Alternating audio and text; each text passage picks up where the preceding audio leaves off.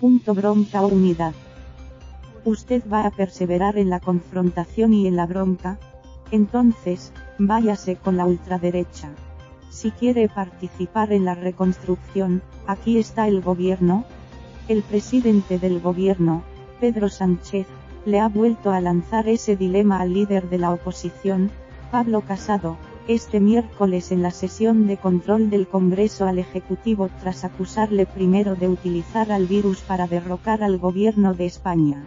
La tensión ha continuado por esa senda en el duelo ya habitual entre la portavoz popular, Cayetana Álvarez de Toledo, y la vicepresidenta Carmen Calvo, a la que ha achacado haber extendido el bulo de una presunta implicación del PP y de Casado en intentos de golpes de Estado para tapar la letal gestión del gobierno ante la pandemia de la COVID-19. No ha habido el menor atisbo de rebajar la tensión política, especialmente entre el gobierno y el PP, en una nueva sesión de control al Ejecutivo del Congreso, en esta ocasión ya con casi la mitad de los diputados presentes físicamente en el hemiciclo.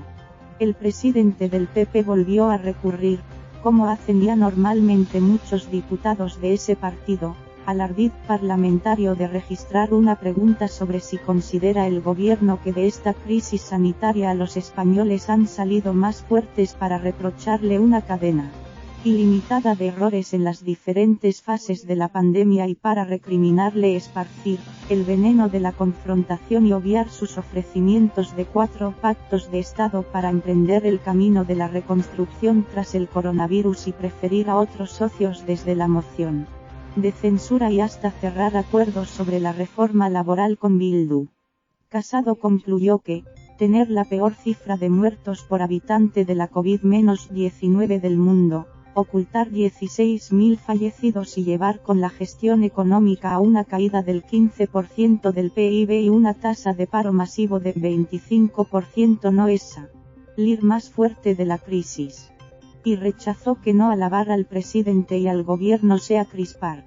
Sánchez reprendió a Casado por estar instalado en la bronca para derrocar y hacer caer y descabalgar a un gobierno legítimo y presumió de las medidas adoptadas y de que con las mismas, pese a los errores, se habían conseguido salvar 450.000 vidas.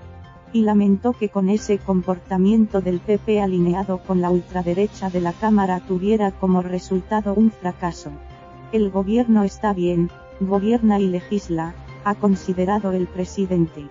La discusión sobre la responsabilidad de la crispación continuó con la pregunta que le planteó el portavoz adjunto de Ciudadanos, Edmundo Val, a Sánchez y le enumeró las polémicas provocadas en las últimas semanas por miembros de su gobierno para recomendarle que les llame al orden.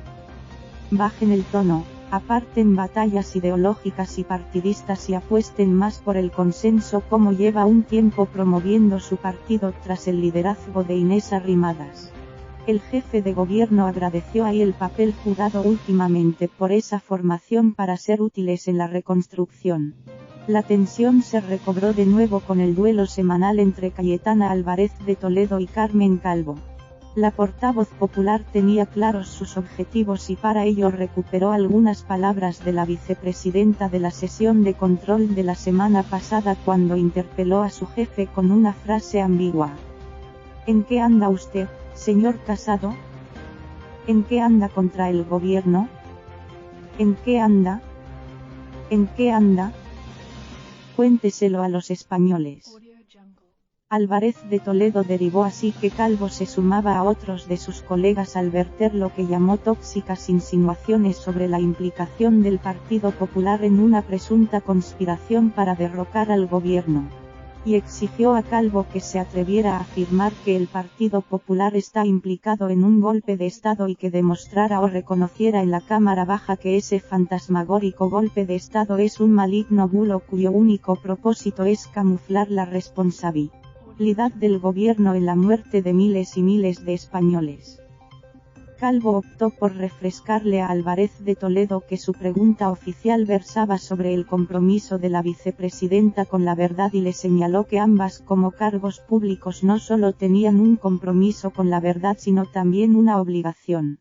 como la dirigente del PP había aprovechado para arremeter también contra el titular de Interior, Fernando Grande Marlaska, Calvo no desperdició el momento para remachar que el ministro seguía sentado en su sillón de la bancada gubernamental porque así lo había decidido el presidente legítimo y constitucional de España. Y para terminar ofreció a Álvarez de Toledo tomar un café juntas con un par de horas por delante para profundizar en el debate enciclopédico y filosófico sobre la verdad.